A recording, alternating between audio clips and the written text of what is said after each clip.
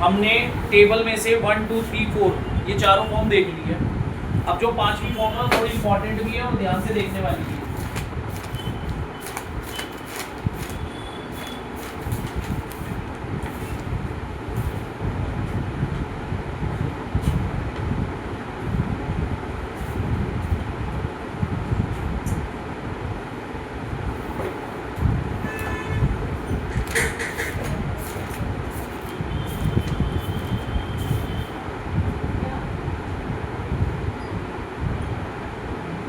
ठीक है, ये ध्यान से समझना इसको जरा, 2 मिनट के लिए यहाँ पर देख लो, पेन बंद कर दो जरा। देखो ऊपर क्वाड्रेटिक है, नीचे क्यूबिक है, इनको कराओगे क्यूबिक बनेगा। तो ऊपर क्या क्या हो सकता है, कांस्टेंट, लीनियर और क्वाड्रेटिक। ठीक है, ध्यान उसमें हाईएस्ट लिया क्वाड्रेटिक। ठीक है, अच्छा इस केस में क्या है खास बात, ये जो क्वाड्रेटिक है ना नीचे,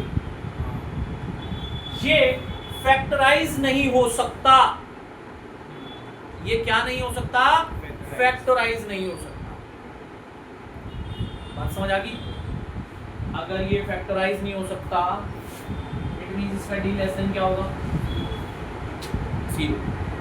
d लेस देन 0 ही हो जाएगा। ठीक है ना, मींस रियल रूट्स नहीं आएंगे इसमें। उसने लिखा भी है, नीचे दे रखा है ना, x square plus bx plus c can not be factorised further. आप इसके फैक्टर नहीं कर सकते। तो इस टाइप की इक्वेशन को सॉल्व करने के लिए देखो क्या करना पड़ेगा, a अपॉन तो ये लिखना है आपको x माइनस 1। अब ये क्वाड्रेटिक लिख रहे हो सुषमा इधर, तो अगर क्वाड्रेटिक लिख रहे हो तो उसके ऊपर आपको ये लीनियर की एडजस्टमेंट करनी है, bx प्लस c लिखना है। क्या लिखकर, bx प्लस लीनियर कौन सा, ये लीनियर है। हाँ तो a के अपॉन में तो जैसे इन्हें करते थे वही लिखना है, हाँ ठीक है। लेकिन अब ये क्वाड्रेटिक लिख रहे हो तो इसके ऊपर लीनियर की एडजस्टमेंट करनी है, bx प्लस c। हाँ तो ये bx प्लस c क्या है ये पूछ लो। b और c की वैल्यू निकालेंगे, अच्छा बस a b c की वैल्यू इसमें भी निकालनी है। ठीक है ना, तो इस पे बेस्ड जो क्वेश्चन है वो मैं बता देता हूँ, एक करा देता हूँ, एक घर से कर लेना। 7th और 13th, 7th and 13th question है इस पे बेस्ड। तो मैं आपको 13th करा रहा हूँ, 7th आप खुद कर लेना।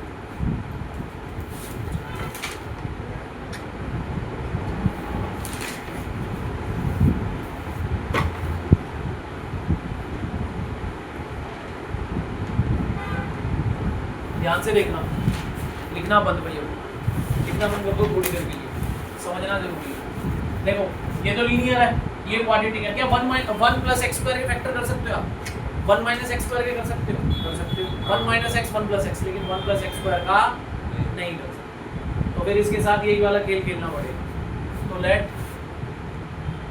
2 by 1 minus x 1 plus x square, तो a by 1 minus x plus b x plus c by 1 plus, LCM लेंगे बेटा, एलसीएम मतलब एलसीएम क्या, क्रॉस इंटू ही करा दो। तो a के साथ इंटू में 1 प्लस एक्स स्क्वायर आएगा और बी एक्स प्लस सी के साथ कौन आएगा, तो a की वैल्यू निकल सकती है, आप 1 माइनस एक्स को 0 पुट करो, put 1 minus x equals to, यानी x की वैल्यू 1, तो 2 equals to a into 1 plus 1 का स्क्वायर, वो तो खत्म हो गया। तो ये आया 2 a बना गया, a आ गया 1। बात समझ आई? अब आप b और c की एक साथ तो निकाल ही सकते वैल्यू, और 1 प्लस एक्स स्क्वायर 0 हो भी नहीं सकता किसी भी कीमत पर, x की किसी वैल्यू के लिए 0 हो ही नहीं पाएगा। तो एक तरीका है, आप b को खत्म करो, b को खत्म करने के लिए x को 0 रख दो, x को क्या रख दो, b खत्म हो जाएगा, c निकल जाएगा। कैसे देखो, ये 2, a की वैल्यू क्या है, ये अभी वही हो गए, ये 0 का square, b into 0 plus c 1 minus c, ये तो आपका 1 है,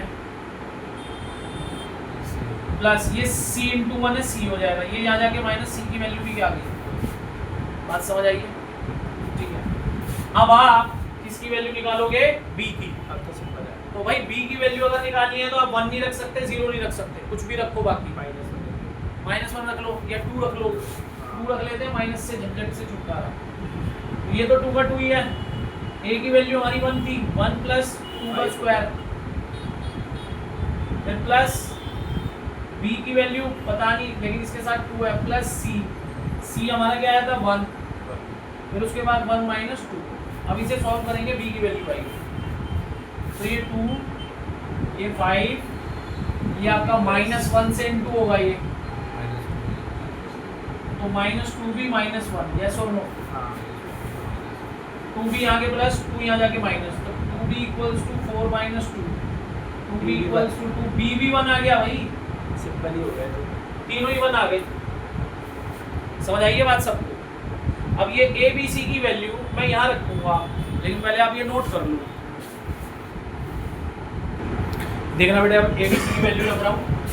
a की वैल्यू 1 आई थी, b की वैल्यू भी 1 आई है, और c की वैल्यू भी 1 आई है।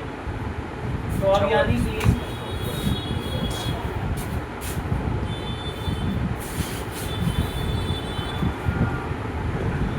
अब जो है ये चीज इसके इक्वल है, यानी इसका इंटीग्रेशन कर लो, चाहे इसका बात एक ही है।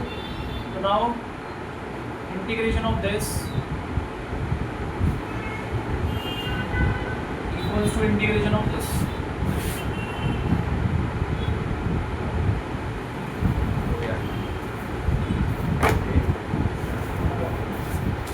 ये मैंने x स्क्वायर प्लस 1 लिख दिया, ठीक है। अब 2 मिनट ध्यान से देखना, i ले लिया, ये तो i था हमारा। अब ये हो गया, और मैं इसको क्या कर रहा हूँ, सेपरेट कर रहा हूँ इसको भी। तो ये x upon x square plus 1, और ये बेटा 1 अपॉन एक्स स्क्वायर प्लस 1। इधर तो t ले लेंगे। देखो ये तो सीधा log हो गया, हाँ ये tan इनवर्स की आइडेंटिटी 7.4 एक्साइज, हाँ और ये इसको t लेट कर लो, ये कैंसिल, हाँ 1/2 आ रहा है। तीनों सिंपल है, ठीक है।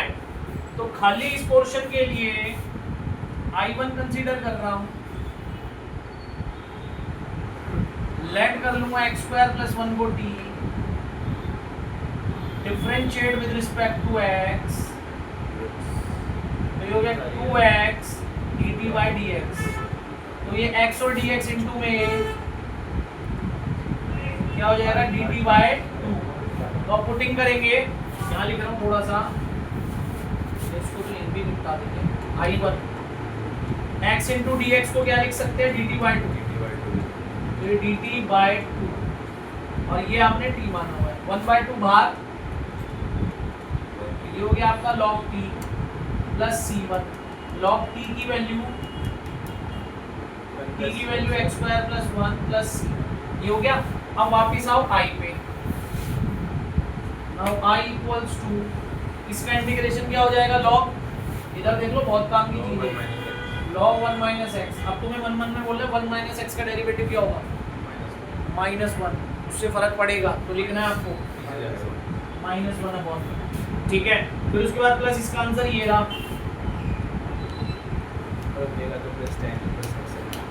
ठीक है। फिर उसके बाद plus 1/a into tan inverse x, sorry by 1 plus c, ठीक है।